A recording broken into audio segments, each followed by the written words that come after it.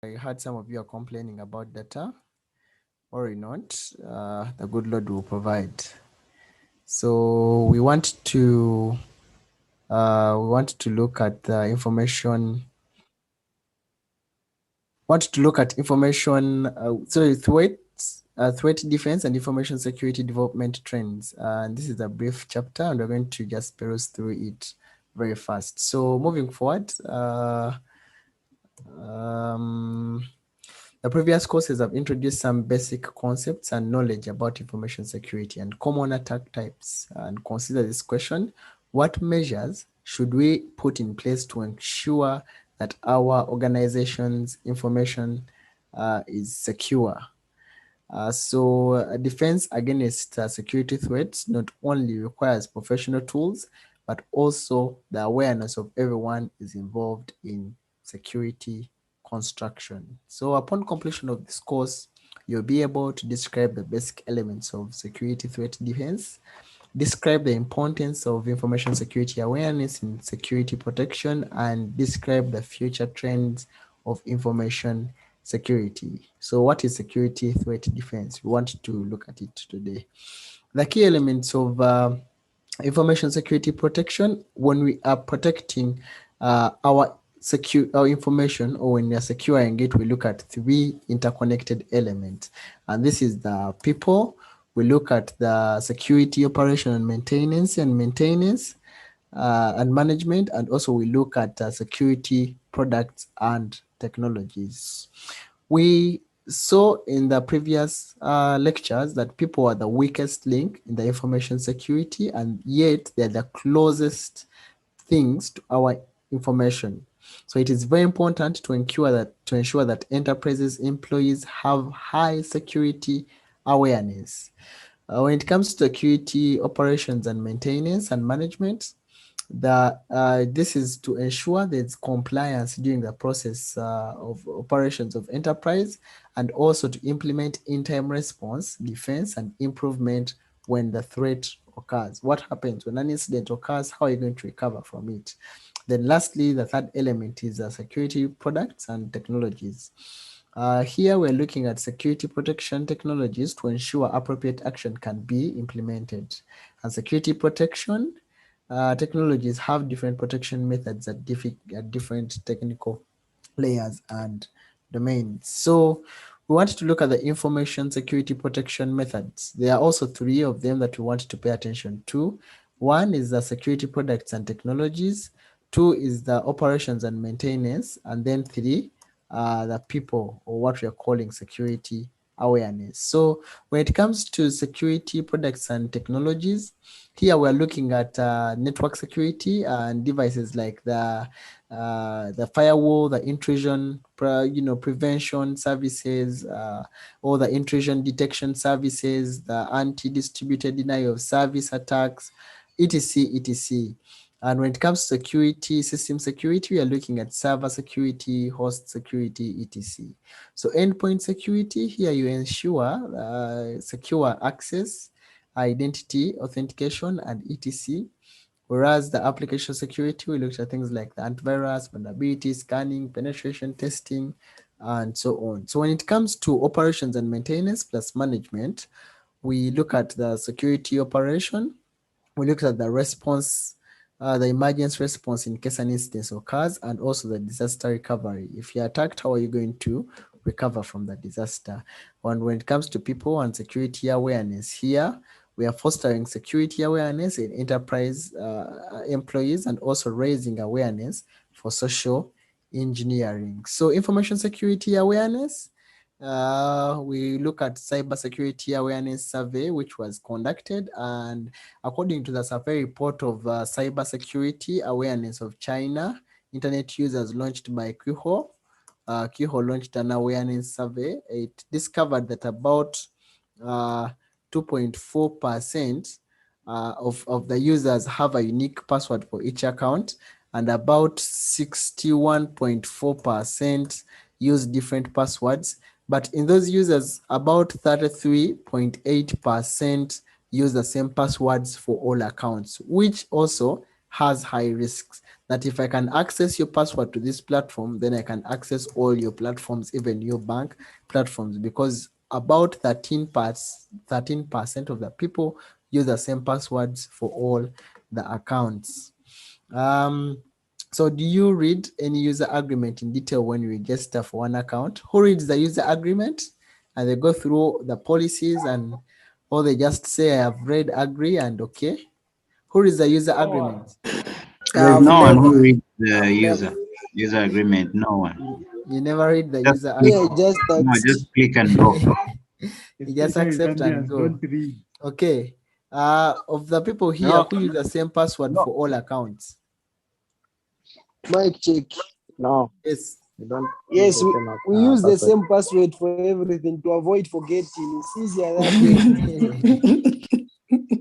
And that is very true. So many people use the same passwords for their account. Now, this was a survey which was conducted by Qho in China.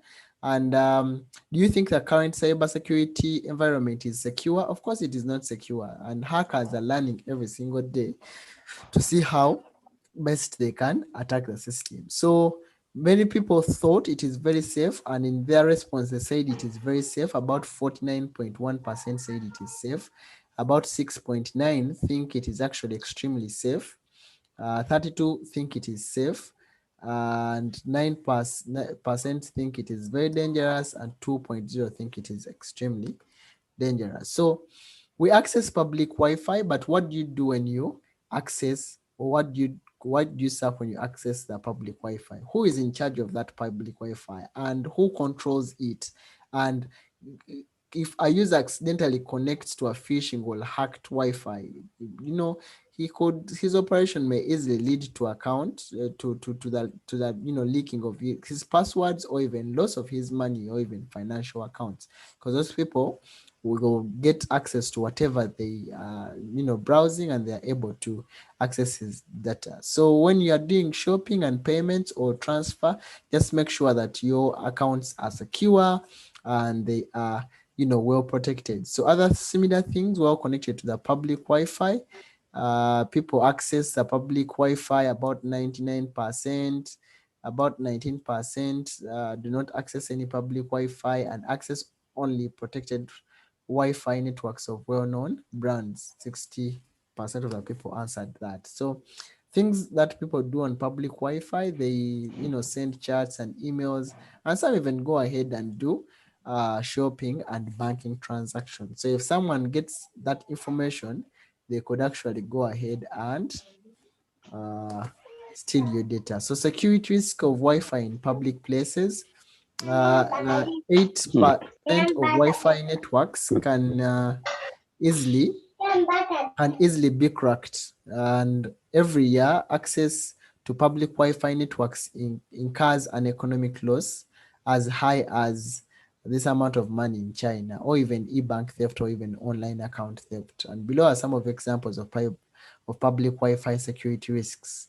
There was the one that where the hacker stole this amount of money from a person who steals a neighbor's Wi-Fi. Isn't that ironic? You were able to steal your neighbor's password, and you access a neighbor's password, but the hacker hacks your neighbor's password and also steals your money. So who do you report? So a financial scam during McDonald's Wi-Fi cost some users about 2,000 Chinese currency, and there's a lot of phishing in Wi-Fi in the buses where people get to get their money, and some online games purchased accumulated over a number of years stolen by hackers. Hackers go ahead and steal games and then sell them separately to other people. People who intend to save money may also be at risk due to weak security. You don't want to go through a lot of hassle, so use weak security, so you may also be at risk. And also hackers routinely succeed in obtaining user information on these public Wi-Fis. So let's look also at another concept which are calling social engineering.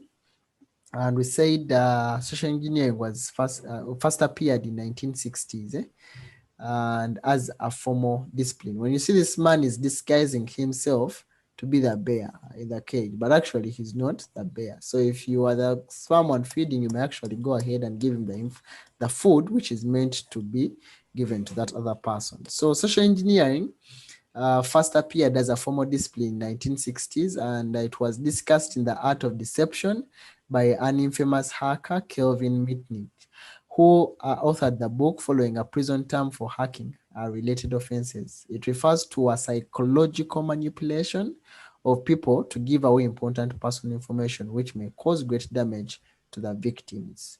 So we said people are the weakest link to our information, and this was said by the hacker called Kevin. So this is just a case study and discussion. If you find another person's SIM card, what information can you obtain? When you get someone's information, what information can you obtain? People save numbers on their SIM cards, right? You can even obtain their messages and find out what they were able to communicate. You can even get to know their phone number. You can even punch in the USSD if you're in Uganda, and you get to know their national ID or the national identification number, right? You can get to know their SMSs. You can even get to know their browsing history and data if you dig in deep, if you access their personal SIM card.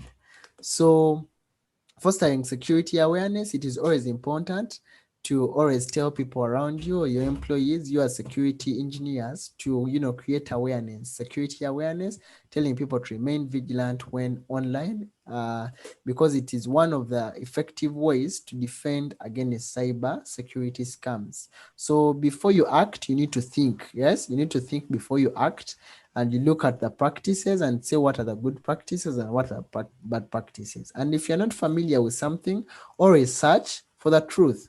Try and find out if this is how it's supposed to be done. And also, it is important to pay attention to detail, be observant. Like I gave you an example, someone may say Amazon.com, and this is a different character and a different domain. And for you think you're accessing a genuine site, and you end up losing your money. So pay attention to detail.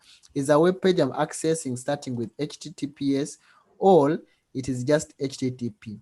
Is it the normal URL I usually visit, or it has been slightly changed? So you pay attention to details and you be observant, and then also be spectacle. So if you're seeing something and you're not sure, just give it some doubt, and giving it some doubt, then you'll be able to learn, and afterwards, when you put all those things, at least you'll be able to defend yourself against cyber security. So the information security development trends, we are going to look at the Gartner top 10 security technologies. These are the technologies that were developed by Gartner, and Gartner is the world's first information technology research and analysis company that was first established, and it's also the leading company as far as research and advisory is concerned. So it broke it down into 10 security technologies, where they are looking at the cloud security access brokers, where they're looking at the managed detection response, software defined, etc, etc, and etc. So you will get some time and read through almost all these things. I will not go ahead and read through them, but basically he just divided them into those things. But maybe let me just go through briefly some of them. So he was looking at the cloud. He was looking at the cloud workload protection platforms. He was looking at the remote browser. He was also looking at deception, and also our endpoint detection response. So we want to look at some of these things just briefly, so that we try and understand what they are. So we start with the cloud workload protection.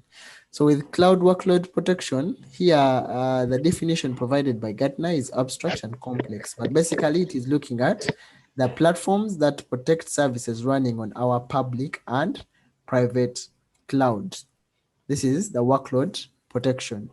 When it comes to the remote browser, the remote browser, it's a technology that isolates the web page from browsing sessions from endpoints, basically. And when we come to Deception, we're looking at the number of fake servers that are deployed in your enterprise to mislead attackers, to like a decoy, to give them false information. But when they try to attack, they're actually attacking fake servers. There's also the EDR, the end point. We have looked at the cloud workload protection. We have looked at the remote browser. We have looked at deception. And now let us also look at the endpoint detection and response. So basically, the antivirus software deployed on the endpoints is the simplest example of our endpoint detection and response. And it provides more functions such as identifying suspicious processes, activities, traffic, and network connections of a device through behavioral analysis. There's also network traffic analysis here, and with network traffic analysis, it's a technology that detects abnormal network data through all-round enterprise or campus traffic monitoring and big data analysis. Managed detection and response here. Managed detection and response, basically it is, in simple terms, managed detection and response is a baby sister service for small and medium services that do not have security protection capability. The security protection capabilities that we have talked about. So that's what it does. And then micro segmentation. Microsegmentation here does not refer to isolation between servers and traditional equipment, but it is isolation between applications. So when looking at microsegmentation, we're looking at segmentation between applications. That is what you should take out of that. So looking at segmentation between applications. Then lastly, we have our software. We have our software defined parameters, where we are looking at the concept that is designed to resolve the problem of flexible resource access management in the cloud area.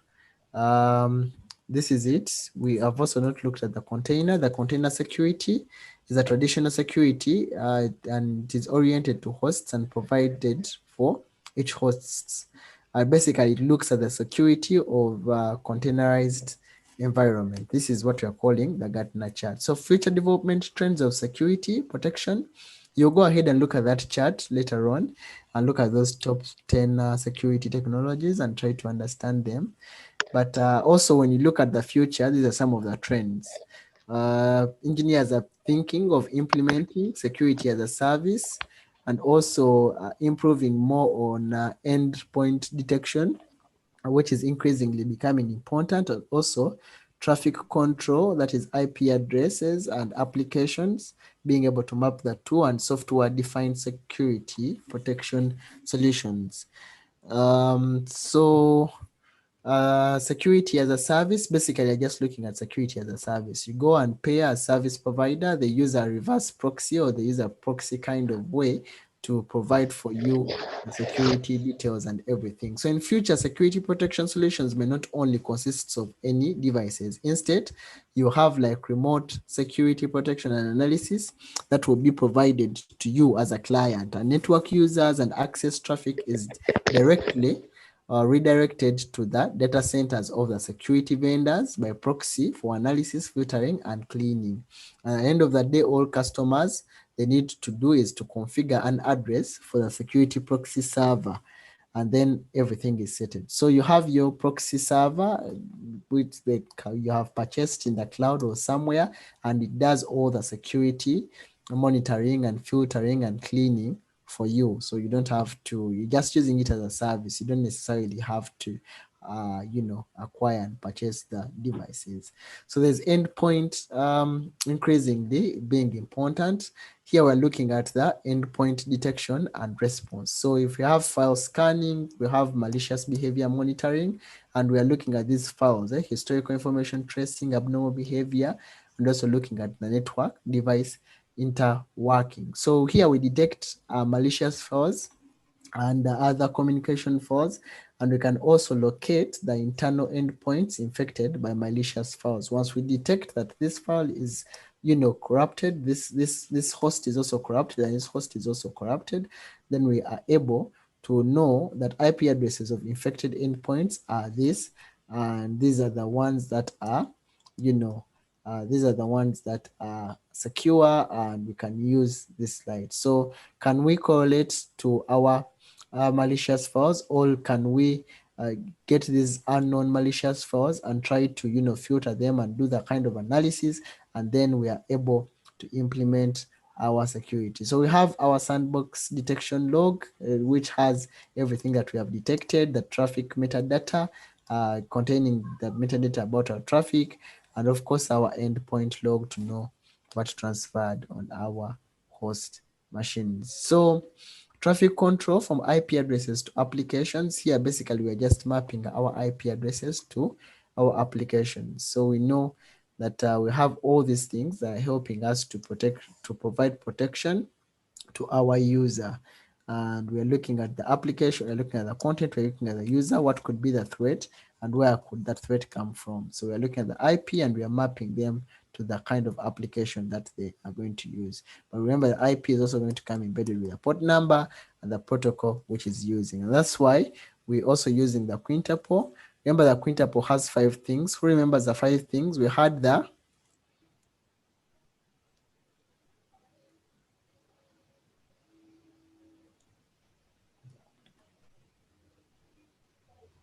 source IP, destination IP. we had the source IP, Destination plus IP, destination IP, destination the IP, port, source mark, destination mark, then protocol. protocol. And protocol. we had the port, the protocol used, plus the source and destination. I check the port. source I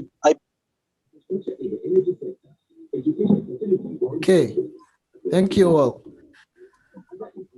Okay, so software-defined security solutions. These are just basically software-defined security solutions. And an example is the Huawei SD security solution, which has the analyzer, which also has the controller and the enforcers. It just has quite a number of things, but it's able to, it has the detection intelligence where it can uses AI to auto-learn and detect threats from reactive to protective defense. Also, Huawei 3rd generation sandbox based on deep neural network algorithm.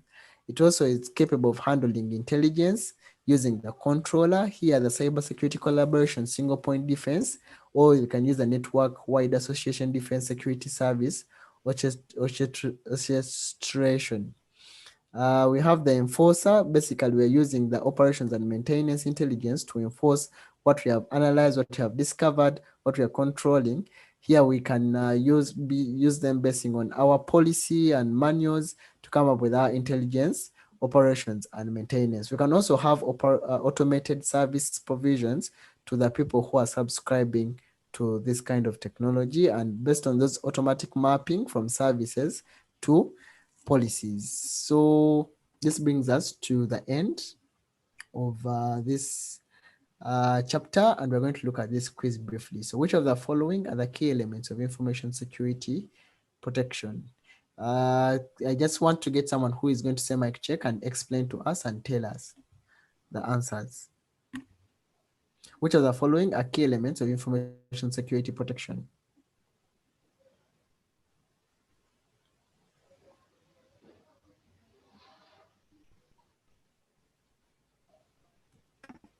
Mic check. Go ahead. I think for the first question, the key element of information security protection is the people. The people. This is a multi-choice question. Yes, please go ahead. All the above. A, B, C, D. A, B, C, D. Mic check. Yes, please go ahead. A, question 1A, C, and D. A, C, C, and D. and D. Then question The 2. answer is A, C, and D. Guys, remember, let Question me 2. take you to, before you go to question 2, I just want to take you back just Mic to... check. Yes, please. A, B, C, and D. You sure? Very sure. Remember, I told you very well, we have 3 key elements of information security protection, and we looked at them. Hey. That's wonderful. Yes? Are you still sure? We said we have ACD. people. We said we have security, operations and maintenance, and we have security, products and technologies. Isn't it? Yes. Mic check. Yes. Yes, please. Mr. Sandy, this question came in the assignment that you gave us, and shockingly, it was all the above. Which question? In the The quiz? same one. Yes. No, not the quiz, the assignment. The assignment. Mm.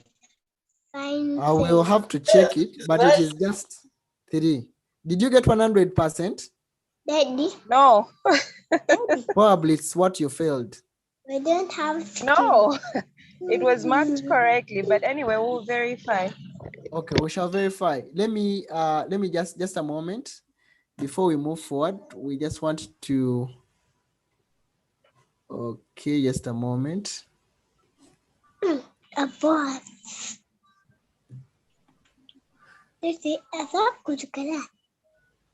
What is your name? My name.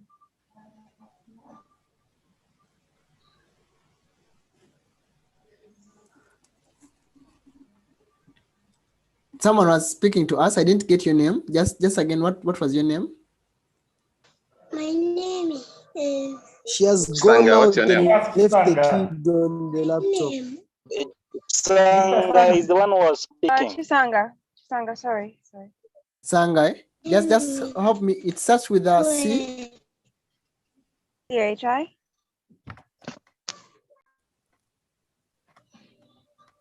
And C and. Daddy, put your hand in this. What's your other name? Mukosa. Mukosa.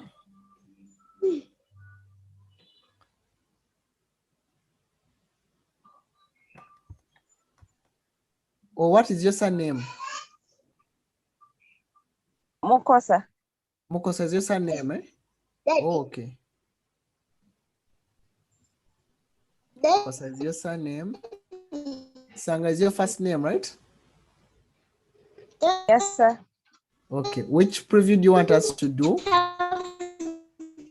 Data. The third. Oh, The yes third. or no? Okay. Just look at You have let's look at this. data. Let me just Daddy, go back You to have data. Don't have. the quiz just briefly. Just want to get the question. It was okay. Let me just search for key elements. Okay.